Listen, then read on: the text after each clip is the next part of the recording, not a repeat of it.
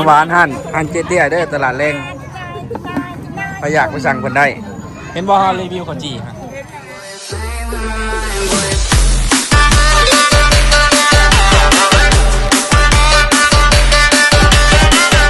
ทุกคน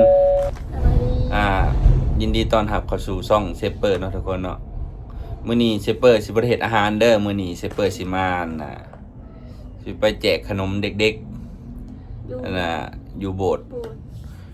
เนื่องในโอกาสวันคริสต์มาสเนาะแล้วเฮาก็สิไปแจกขนมให้เด็กน้อยเซโนแล้วเฮาก็ซื้อขนมมา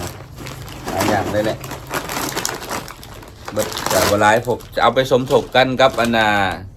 คนที่ใจบุญเอามาอยู่โบสถ์นั่นแหละมาแจกอยู่โบสถ์เดี๋ยวเฮาไปเบิ่งบรรยากาศอยู่ภายในโบสถ์เลยเนาะทุกคนเนาะตอนนี้เฮาก็แกะขนมแกะใส่ถุงเลยนะ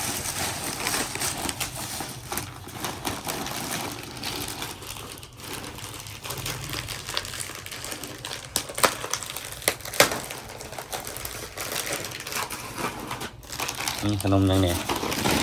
ตัวนี้มันผู้แพทย์โกแก่ตัวนี้กินแล้วมันเป็นยัง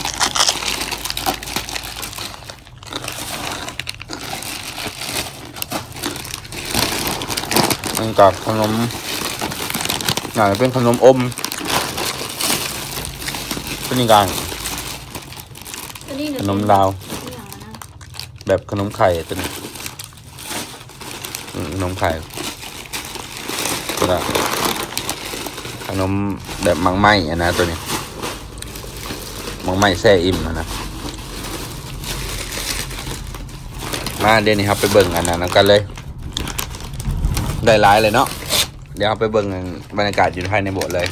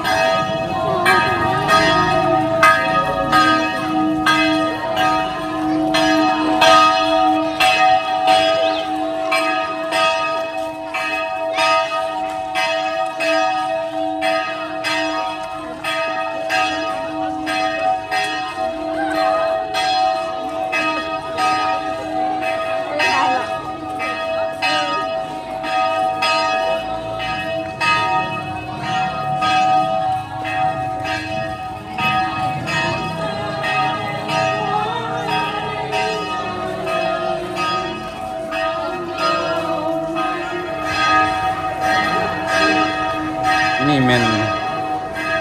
ถ้ำเนาะซึ่งในความเชื่อของศาสนาคริสต์นี่มันเป็นถ้ำที่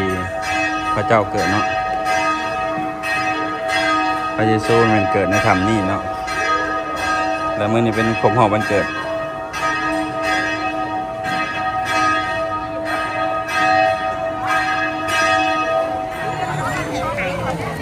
บรรยากาศเด็กน้อยเนาะมาถ่าเอาขนม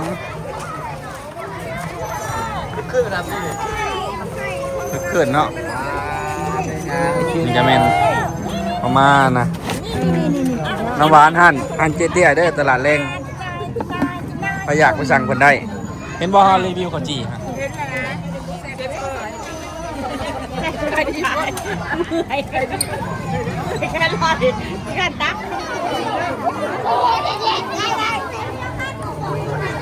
เด็กน้อยแถวบ้านมาเอาขนม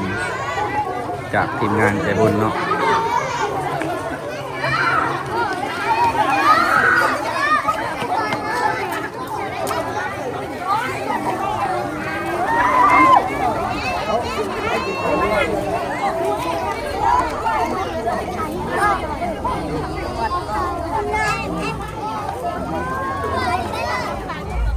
เอาเนาะตอนนี้ก็ฮอดเวลาไปแจกของขวัญให้เด็กๆกันแล้วเนื่องในโอกาสวันคริสต์มาสก็ได้พบกับองค์ซันตาคลอสเนาะไปเลยไปเลย ไป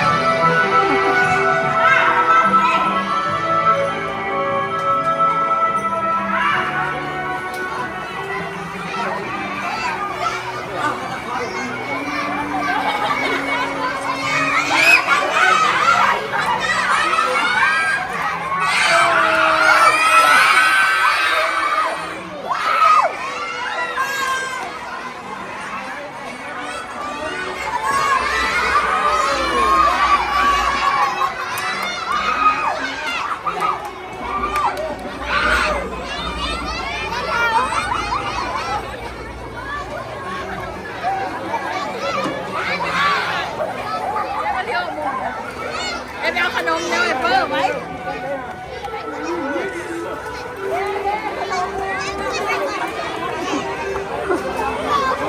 ơi cặp chào chơi vô vợ ra các em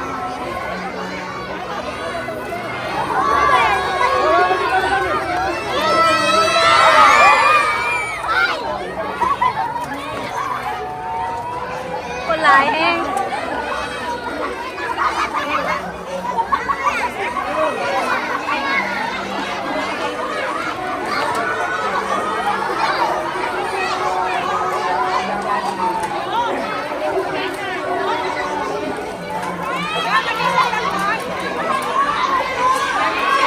เด็กน้อยมาหาขนม